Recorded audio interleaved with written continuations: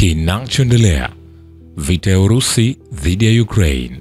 Umoja wa Ulaya inaelezwa kwamba utashindwa kupata dhamana ya makubaliano ya amani ambayo yanaweza kutiwa saini kati ya Urusi na Ukraine bila ushiriki wa Marekani. Waziri Mkuu Hungary Viktor Orban anasema kupitia kituo cha radio cha Kossuth.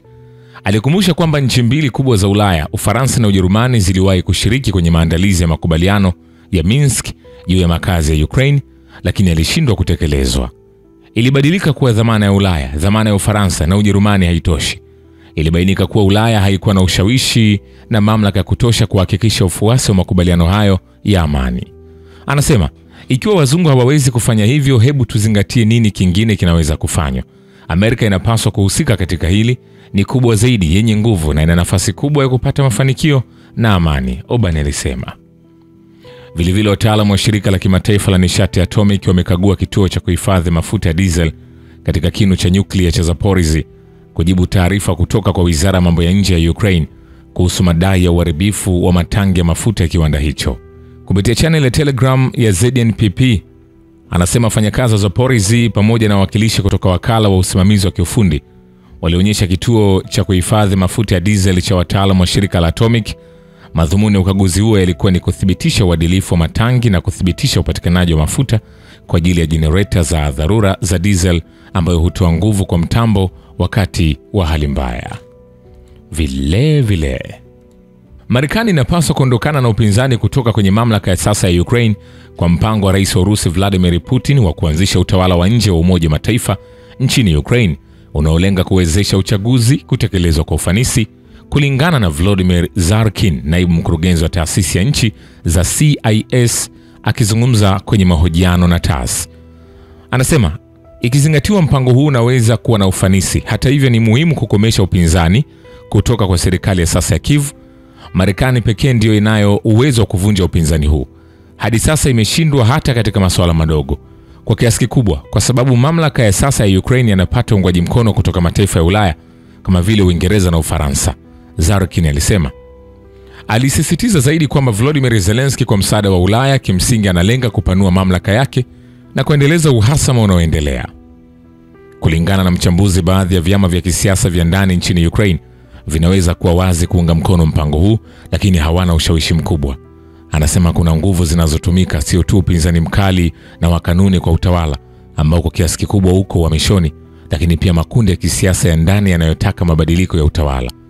Watu mashuhuri kama Petro Poroshenko na Yulia Tymoshenko wanaweza kuwa na maslahi, lakini hawako madarakani, wako katika upinzani dhidi ya mamlaka ya sasa, Zarkin alieleza. Vilevile wizara za Ukraine na Marekani zinafanya majadiliano kuhusu rasimu ya hivi punde ya mkataba wa madini. Mshauri wa mkuu wa ofisi ya rais wa Ukraine Mikhail Podolyak anasema kupitia Reuters, namnukuu, bado mashauriano yanaendelea katika ngazi ya wizara mbalimbali, alisema, akitoa maoni yake kuhusu rasimu iliyofanywa marekebisho iliyochapishwa kwenye vyombo vya habari.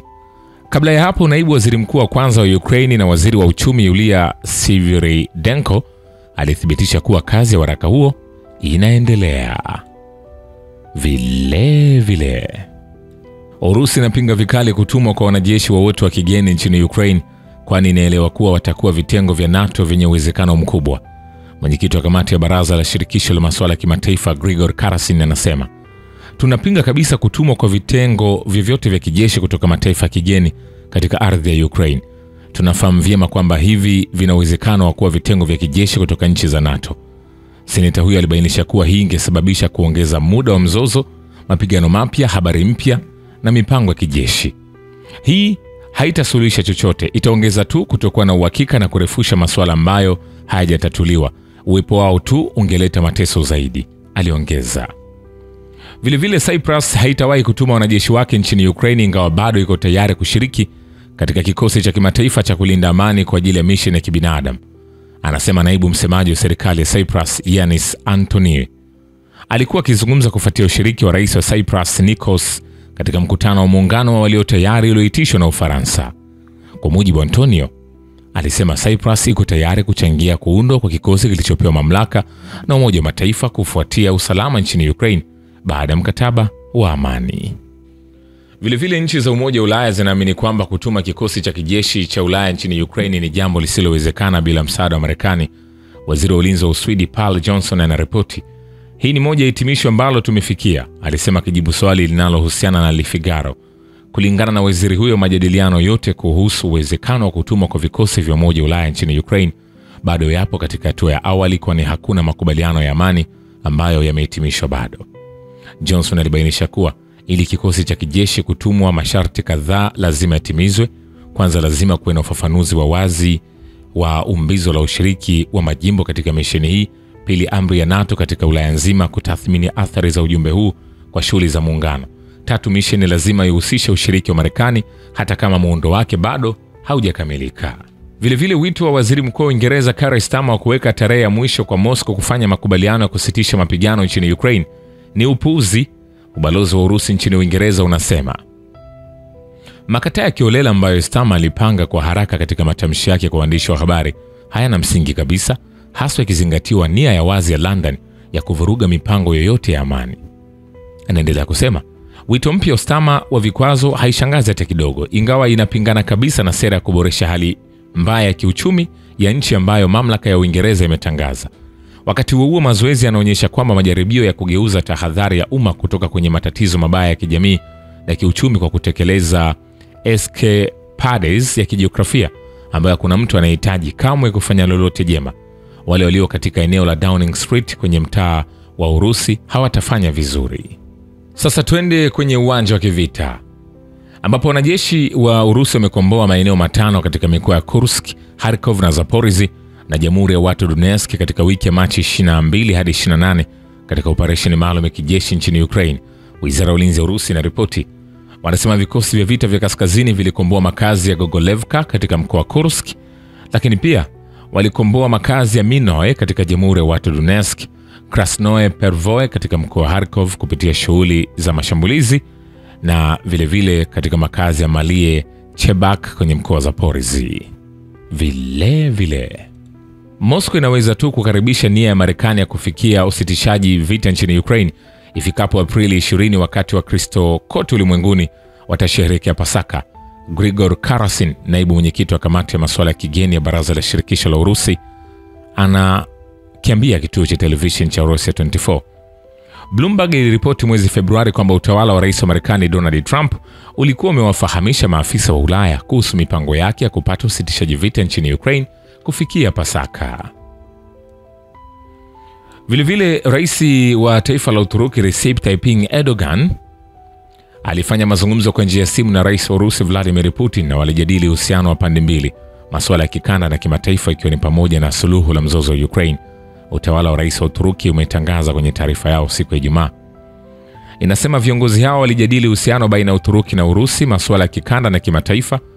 Rais Erdogan alisema kuwa ushirikiano kati ya Uturuki na Urusi una umuhimu mkubwa kwa utatuzi wa masuala ya kikanda, kwamba Uturuki inafuatilia kwa karibu mchakato ulioanzishwa ili kumaliza mzozo wa kijeshi unaoendelea kati ya Urusi na Ukraine, na kwamba Uturuki iko tayari kutoa msaada wowote, ikiwa ni pamoja na kuandaa mazungumzo ya amani ili kuhakikisha amani ya heshima na ya kudumu iliendelea. Rais Erdogan alisema kwamba hatua za makusudi ambazo zitachukuliwa ili kuhakikisha usalama wa meli za kibiashara katika Bahari Nyeusi zitatoa utaratibu wa amani, na kwamba Uturuki inaendelea kuchangia kuzuia Bahari Nyeusi kugeuka kuwa eneo la migogoro. Vilevile, jeshi la Urusi linaendelea kuzingatia masharti ya kusitishwa kwa mashambulizi dhidi ya maeneo ya nishati. Msemaji wa rais Dmitry Peskov anasema. Hata hivyo, alibainisha kuwa Ukraine iliendelea kushambulia miundombinu ya nishati ya Urusi. Anasema hata hivyo, maelewano kama hayo kuhusu kusitishwa yalifikiwa na wapatanishi wa Marekani, na kwa sasa vikosi vyetu vya kijeshi bado vinafuata amri ya kamanda mkuu. Peskov pia anasema Urusi inahifadhi haki ya kutosimamisha mashambulizi dhidi ya mitambo ya nishati ikiwa itakiukwa na Ukraine. Namnukuu, upande wa Urusi ulifikia maelewano na makubaliano na wenzao wa Marekani. Wakati huo upande wa Urusi unahifadhi haki katika kesi ya kushindwa kwa serikali ya Kiev kuifuata bila shaka na kutoifuata pia. Pengine itakuwa haina mantiki kwetu kuangalia na kukabiliana na majaribio ya kila siku ya kushambulia vifaa vya miundombinu yetu ya nishati. Mwisho wa kumnukuu. Sasa nikupeleke katika mkoa wa Kursk ambapo huko vita vinaendelea tangu tarehe 6 Agosti 2024 mara baada ya jeshi la Ukraine kufanya uvamizi. Na huko ni kwamba wanajeshi wa Urusi wamekomboa makazi ya Gogolevka katika mkoa wa Kursk, Wizara ya Ulinzi ya Urusi imeripoti.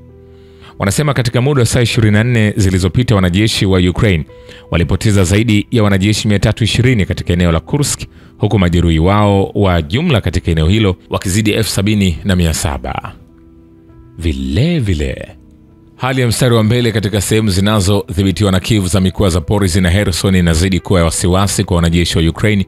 Vladislav Voloshin, mwakilishi wa vikosi vya ulinzi vya kusini mwa nchi hiyo, anasema hali ya kusini mwa Ukraine, ikiwa ni pamoja na mwelekeo wa Zaporizhzhia, inaanza kuzorota zaidi.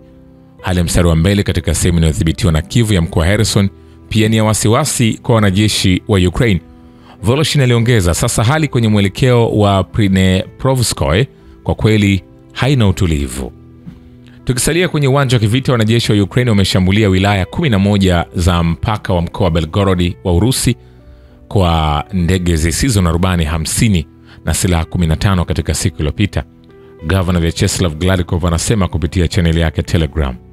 Katika kipindi cha saa 24 zilizopita, wanajeshi wa Ukraine walishambulia wilaya ya Gregoronski, lakini pia maeneo ya Ganka, Morum, Shebekino, Belia na maeneo mengine mbalimbali.